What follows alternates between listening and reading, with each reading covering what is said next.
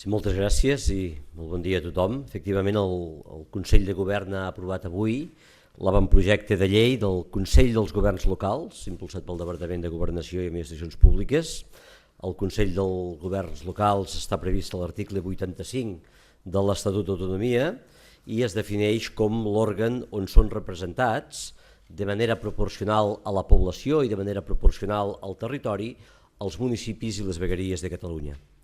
El Consell de Governs Locals es configura doncs, com una institució de relleu estatutari integrada dins l'organització institucional de la Generalitat i que gaudeix d'autonomia orgànica, funcional i pressupostària. És, per tant, aquesta una institució de caràcter independent i no pot configurar-se com un òrgan de caràcter administratiu integrat en l'estructura d'un departament de la Generalitat. En definitiva, amb aquest nou òrgan es crea una institució exclusiva pel món local que millorarà, que potenciarà la participació dels municipis i les futures vegueries.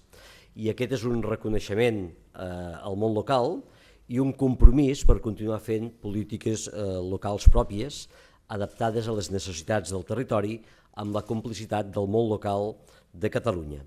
Quines són les funcions del Consell de Governs Locals? Doncs la funció principal del Consell de Governs Locals és representar els interessos del món local davant les diferents institucions de la Generalitat. És a dir, el Consell pot fer propostes, pot instar a les diferents institucions que realitzin determinades actuacions en benefici o en defensa de l'autonomia local o del conjunt del món local en general. Però el Consell de Governs Locals també participa en la tramitació parlamentària de les diferents iniciatives legislatives que afecten el conjunt de les administracions locals.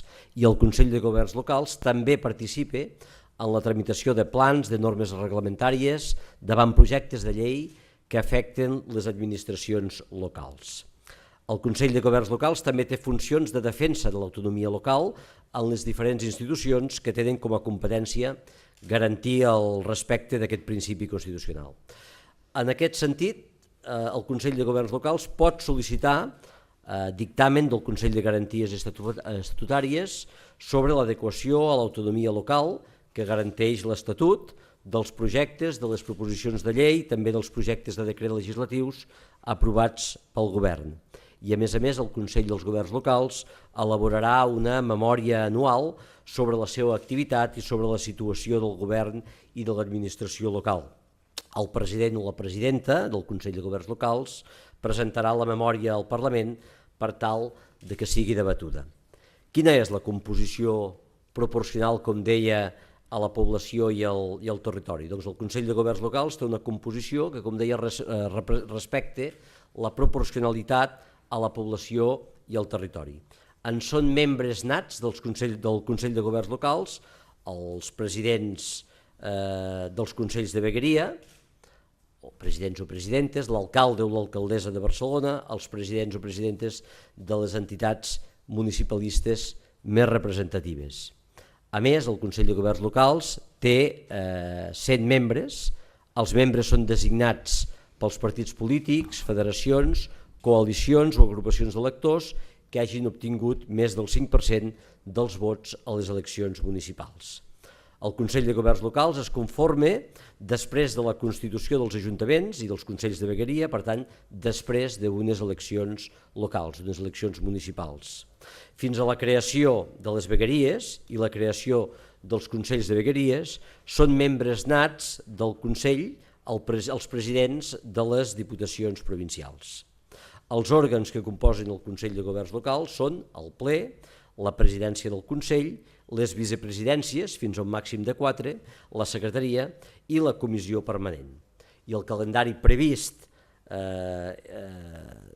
per posar en funcionament aquest Consell de Governs Locals, doncs el Consell de Governs Locals s'ha de constituir en els 3 mesos següents a l'entrada en vigor de la llei i ha de redactar el seu propi reglament d'organització i de funcionament. I també de manera anual haurà d'elaborar i d'aprovar el seu propi pressupost. Aquesta llei, la llei del Consell dels Governs Locals, és aquesta llei que forma part, la primera de les que aprovem avui per Consell de Govern, que forma part d'aquesta nova arquitectura institucional del país que es desprèn de l'aprovació de l'Estatut. Estem parlant de la llei del Consell de Governs Locals, parlarem més endavant de la llei dels governs locals de Catalunya, de la llei de transició, de la llei de pas, de diputacions provincials a vegueries, de la llei de l'àrea metropolitana de Barcelona, etc. Els diferents marcs legals que es desprenen de l'Estatut, la nova arquitectura institucional del país que impulsem des del Govern de Catalunya. I avui s'ha aprovat també, hem aprovat al Consell de Govern l'avantprojecte de llei de creació del municipi de la Canonja. Un cop s'aprovi la norma, un cop s'aprovi la llei que avui hem aprovat pel Consell de Govern, s'aprovi en el Parlament de Catalunya, l'entitat municipal descentralitzada de la Canonja es segregarà del terme municipal de Tarragona i esdevindrà municipi propi, per tant esdevindrà el 947è municipi de Catalunya. El nou terme municipal de la Canonja, ubicat dins la comarca del Tarragonès, tindrà 7,32 quilòmetres quadrats i limitarà amb el municipi de Reus, amb el municipi de Tarragona i amb el municipi de Vila-seca.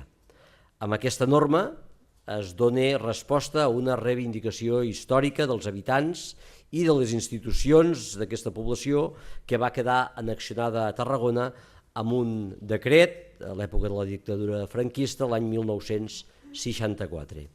El Departament de Governació i Administracions Públiques ha impulsat aquesta legislació específica per donar compliment a les aspiracions històriques de la Canonja de ser un municipi propi, de ser un municipi independent, una demanda que ha tingut un tractament excepcional perquè no es podia resoldre amb la normativa vigent. En aquest sentit, cal dir que el govern, potser ho recordaran, va haver de denegar la segregació el dia 7 de gener passat per qüestions legals, però va constatar que hi havia raons de pes que justificaven la voluntat de la Canonja d'esdevenir municipi independent, d'esdevenir municipi propi.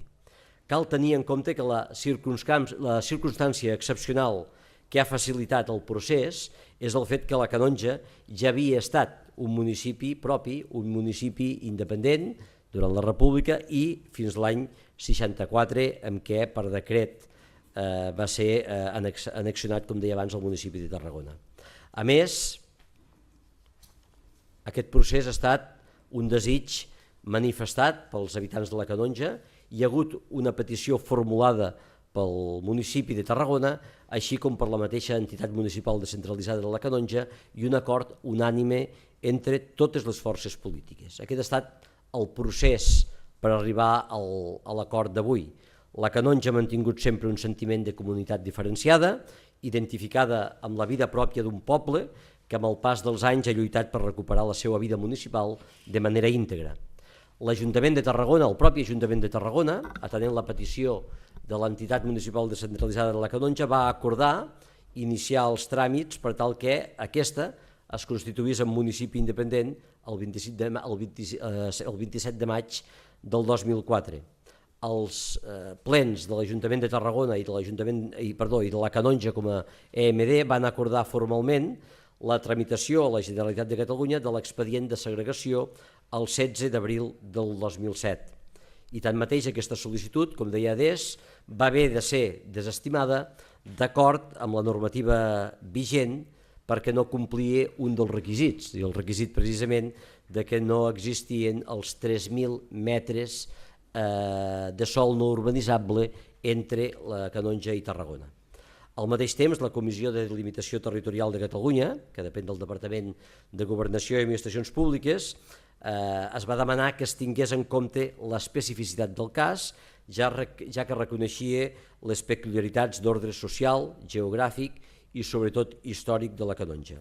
I el govern va adoptar el compromís d'impulsar el procés de segregació a través d'una normativa específica que ho fes possible. L'antic municipi de la Canonja, per tant, va existir com a tal, com deia, fins l'any 64, quan va ser annexionat a Tarragona per un decret del govern espanyol i parcialment es va constituir en entitat local menor. En l'actualitat, i des del mes de març del 83, ha estat reconegut com aquesta entitat municipal descentralitzada de Tarragona.